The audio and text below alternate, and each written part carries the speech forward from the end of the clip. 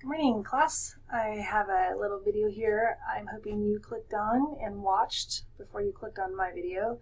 If you have not yet watched this video with those little children playing here, please exit this screen, go back to the page and watch that video, and then come back here and you can listen to me talk about this for a minute.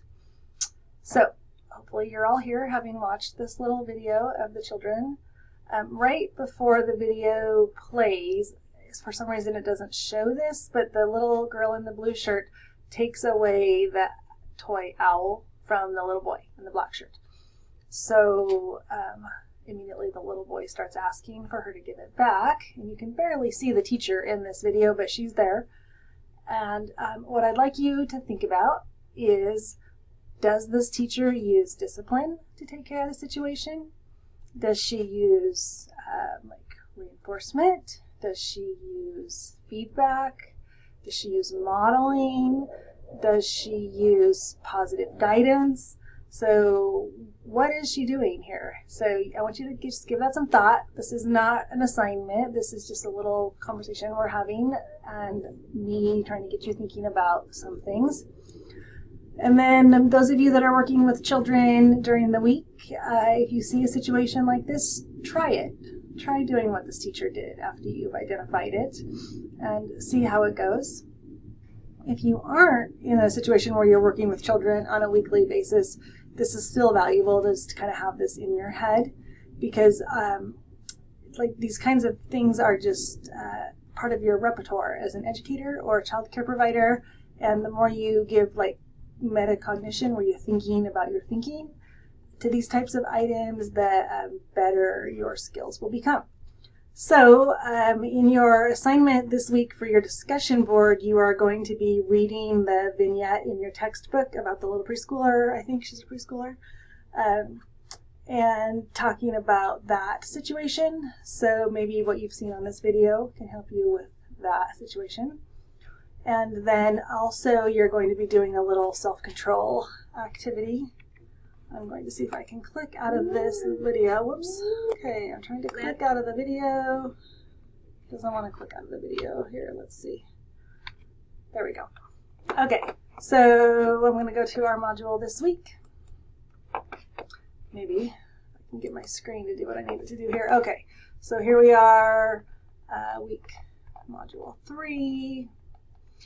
Right, so if you've clicked here, I hope you've seen the weekly overview. It's just a little list of the things coming up this week.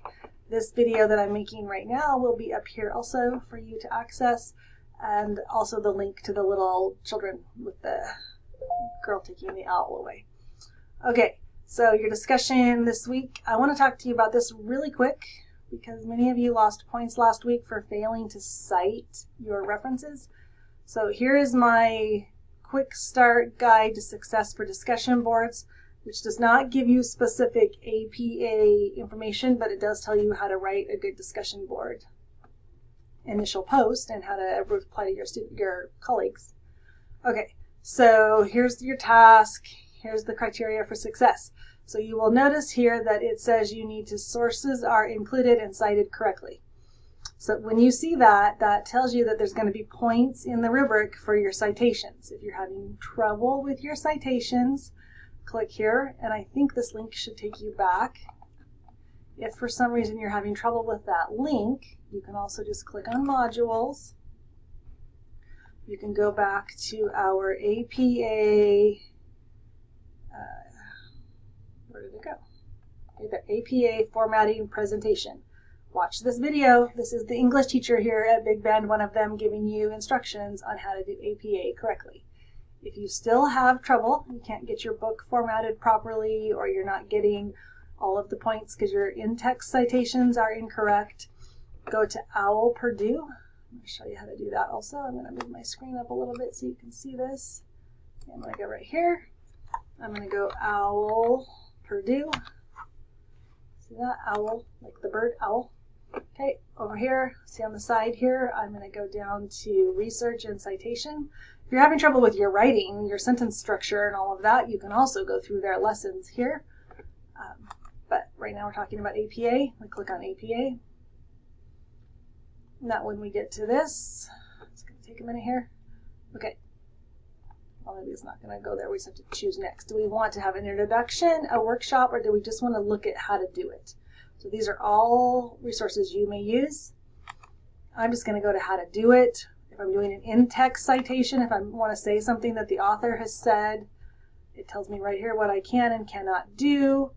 If you're quoting or not quoting, always capitalize the author's names and such, of course.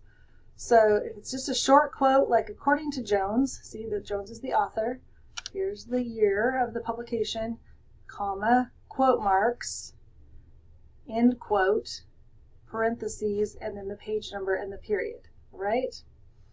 Or you could put his name, the year, and then the verb, like he says, or he found, or he wrote. You can put that there also, but you'll notice the quote marks are still around what he said.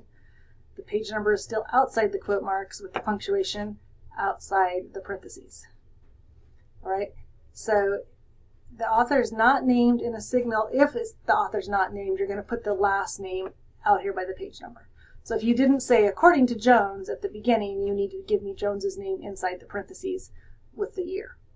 Okay, if you put it at the beginning, if he's like the subject of your sentence, he goes here. If you don't use him, he goes back here. Either way, his name and the year need to be put in there.